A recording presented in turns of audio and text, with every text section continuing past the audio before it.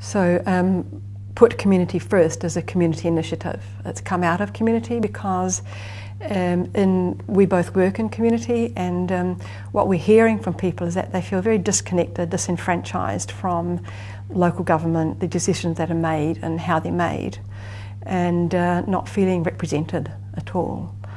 So there's lots of desire in the community to have their voice heard, so that we need a process that can enable that to happen. What do you think?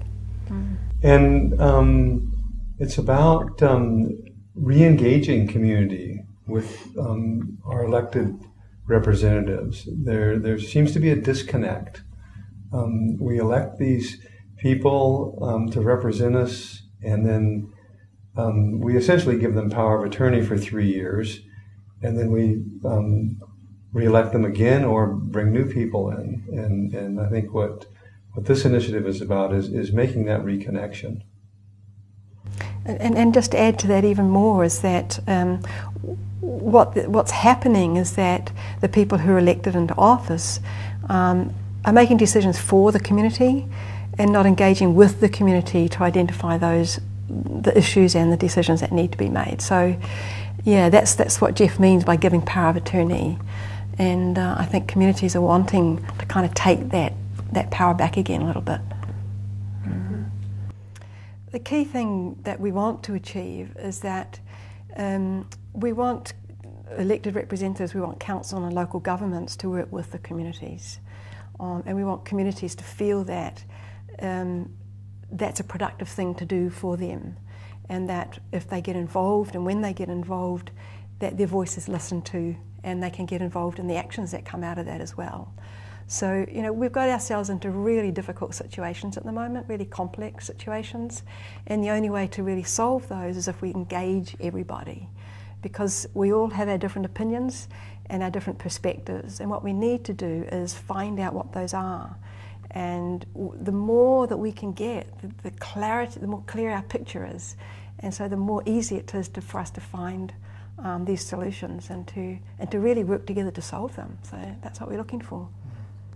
And we think that one agency or one particular person has the answer to these problems or these issues, and the issues are getting more complex all the time. And it's really the collective intelligence of the community that will have these answers. It'll be all the organizations working together, the different sector groups, to come together to really come to terms with some of these things.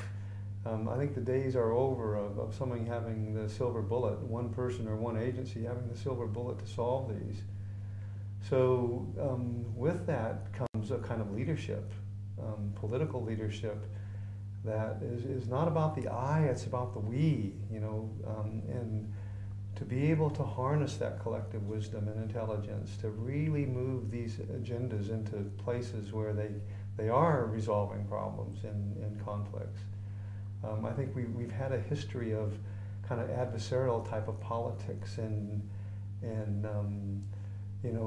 competition and battles basically that are costing a lot of money in courts, and we're thinking that this kind of process that we're advocating and putting community first is something different. It's about bringing people together to have the dialogue and getting the consensus before you even get close to the courts or any kind of place where you start to do battle rather than finding what's in common. For too long we've been looking at what separates us as opposed to what unites us. So it's not about business as usual. It's not about doing things as we've done in the past. It's about finding really new ways to do this. And there's a wonderful African proverb that says, if you want to go quickly, go alone.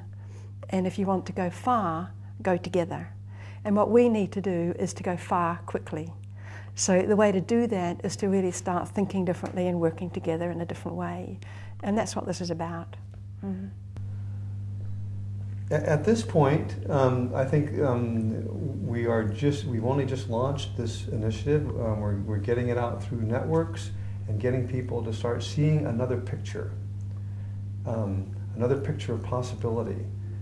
And we will, in the next 3 months prior to the October election, we will be holding workshops and community forums to get the community into this kind of way of thinking and working collaboratively and starting to look at the leadership qualities that are going to be needed to advance this.